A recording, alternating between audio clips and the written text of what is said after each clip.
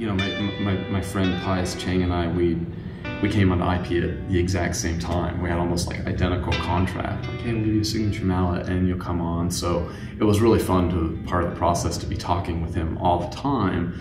And like our mallets are pretty different.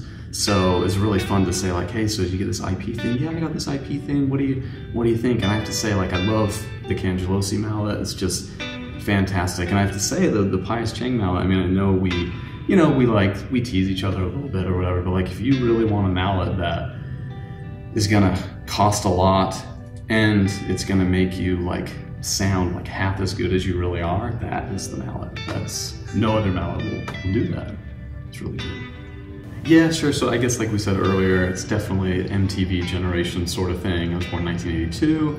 So MTV back then actually used to play music. I think maybe there's MTV Channel 5 plays music still, but I mean, it was strictly music then. And of course it was like hair metal and Headbangers Ball. And so, oh yeah, Poison, Tesla, Megadeth a little later, Metallica, that was just what everyone was listening to. And I had this great community of neighborhood buddies that we all played music and we all had little bands together. So Skid Row, I'm sure more will come to mind, but yeah, it's just drum set all the way. So of course my parents saw there was a serious interest there and they said, great, let's get you a teacher. And yeah, his name's Dennis Griffin. He's still in Utah teaching. And yeah, started getting me into classical little by little, and I think it's kind of a typical story. You start with that first drum set love, and then it just kind of morphs, and drum set's still a huge love. I still play a lot of drum set. Yeah, so I was with I was with another company first, and everything's great, but we were kind of gonna work on signature mallets, and I think that was always the plan, but it just never really got off the ground, and they were very busy with other things, but it was always, I think they really meant to do it. But I finally saw this opportunity, and I think Lalo contacted Eric on my behalf and said, you know, a good time to contact Casey might be right now. So something that I loved was that when IP offered me a sponsorship, there was paired with a mallet deal and a mallet line like right away, and we started immediately. And it never got off track. Like, it was incredibly easy to get these mallets put together, even though the thing I pitched to Chris Long in the very beginning was so vague. He's like, well, what kind of sound do you like? What kind of mallets are you playing right now?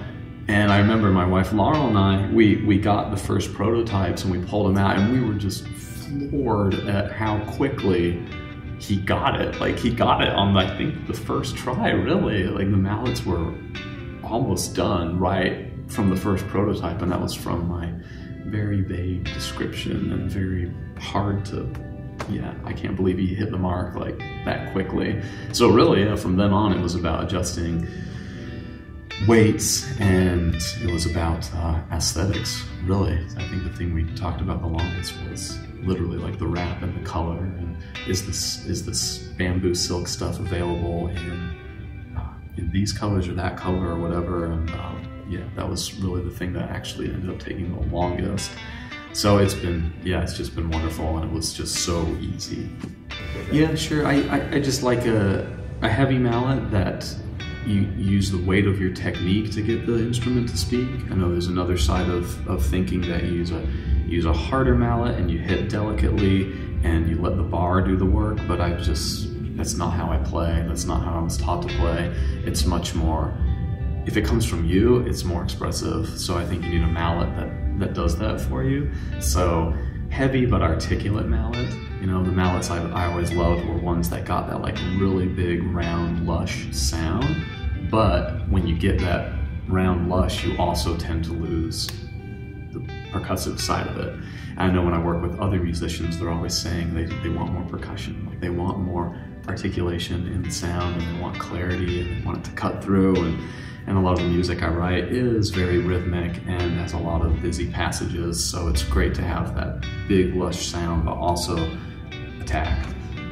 I don't know, I think it's just contemporary music right now is really interesting, and if you just keep your ear to the floor and keep paying attention to what's going on, there's so much interesting stuff going on. And it's so easy just to say, oh, I want to do that really, really interesting piece. Or, you know, people will ask, where do creative ideas come from? Where's your inspiration come from? And it's hard to know, but I mean, it comes from just what you see. And I think if you are consciously out to look at things and out to see new music, you're gonna get ideas, and you're gonna steal ideas, and you're gonna borrow ideas, and you're gonna be impacted and influenced. And yeah, it feels very natural. And actually coming up with ideas is gotten easier as I've composed more. It's a matter of finding the time. It's the real challenge. But yeah, the ideas are like, yeah, it's so easy to be inspired today in my thinking. Yeah, well, because I mean, you think there's all these new contemporary ideas right now, and like people have all these crazy ideas, and sometimes you can just be too accurate. Like if you want a mallet that's gonna make you miss half the notes, or it's gonna make the timbre sound so strange, pious chainmail is for you. Perfect. Good. I love that. Yeah, well, thanks guys, that's fun.